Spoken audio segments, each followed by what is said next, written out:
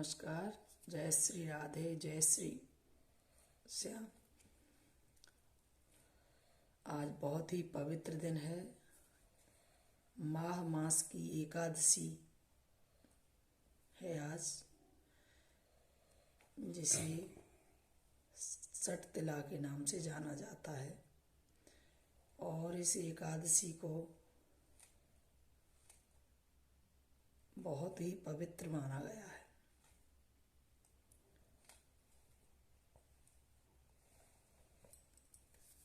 कहते हैं एक बार इस एकादशी के बारे में ऋषियों में चर्चा हुई।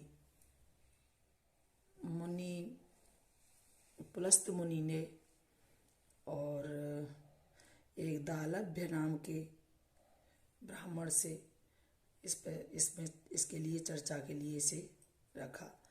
तो उन्होंने इसके बारे में बताया, ये बहुत ही पवित्र करने वाली एकादशी है, इसको व्रत करना चाहिए और भगवान चतुर्भुज का ध्यान करना चाहिए। भगवान चतुर्भुज इसके आराध्य हैं एकादशी के। तो रात में जागरण करना चाहिए और जितना हो सके दान करना चाहिए और संकीर्तन करना चाहिए। तो ये बहुत ही पवित्र एकादशी है और बहुत ही पुण्य फल देने वाली एकादशी है। और आज के दिन तिल दान करना चाहिए। तेल से हवन और दीपक जलाना चाहिए, हवन भी करना चाहिए। और क्योंकि तिल का बहुत बड़ा महत्व बताया गया है माह के महीने में, तो इस एकादशी को कहते हैं कि तिल गुड़ और तिल खाना भी चाहिए। तो बहुत बढ़िया है आज की एकादशी। इसका संस्कृत में श्लोक है, कृष्ण कृष्ण कृपालोत्सव मगतीनां गतिर्भव। थोड़ा सा मैं चश्मा लेती हूँ क्योंकि मुझे ज़्यादा बढ़िया नहीं दिखाई दे रहा है। संसारारुण मग्नानां प्रसीद पुरुषोत्तमं। नमस्ते पुंडरीकाक्ष, नमस्ते विश्वभावन। सुब्रह्मण्य नमस्ते अस्तु महापुरुष पूर्वज। ग्रहणार्घ्य मया दत्तं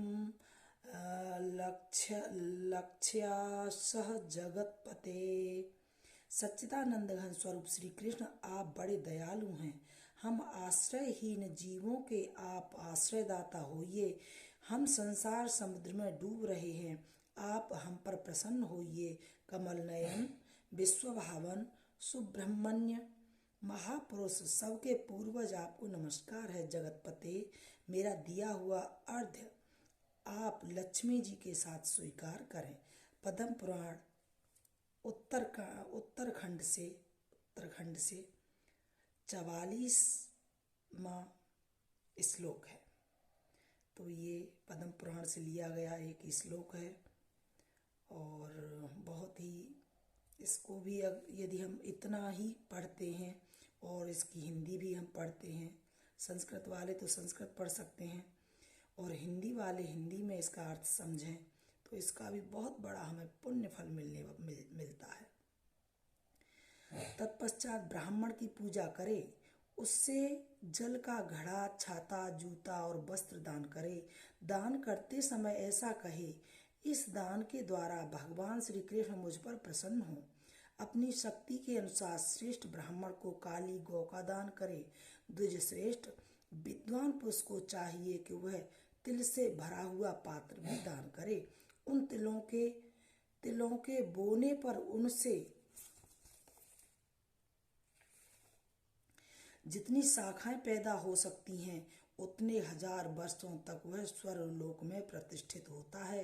तिल से स्नान होम करे, तिल का औवटन लगाए, तिल मिलाया हुआ जल पिए, तिल का दान करे और तिल को भोजन के काम में ले।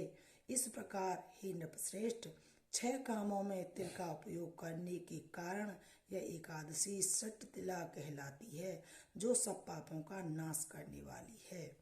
ये भगवान श्री कृष्ण से युधिष्ठिर ने पूछा था, सारी चीजें युधिष्ठिर जी को बताई और ये मुनि श्रेष्ठ पुलस्त जी ने इसकी व्याख्या दालभ्य मुनि से की थी।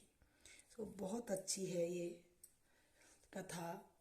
इसके सुनने से और पढ़ने से भी हमें एक गौ के बराबर, जैसे गौ का दान होता है तो गौ के बराबर दान और हवन करने के बराबर दान, गंगा स्नान करने के बराबर दान का पुण्य फल हमें मिलता है। सो एकादशी का व्रत करें, और अगर व्रत नहीं कर पा रहे हैं तो ये सारी पूजा पाठ करने के बाद जो आपकी इच्छा हो खा सकते हैं। तो व्रत बहुत उत्तम चीज़ है, इसको करना चाहिए। नमस्कार, जय श्री कृष्ण, हरि ओम।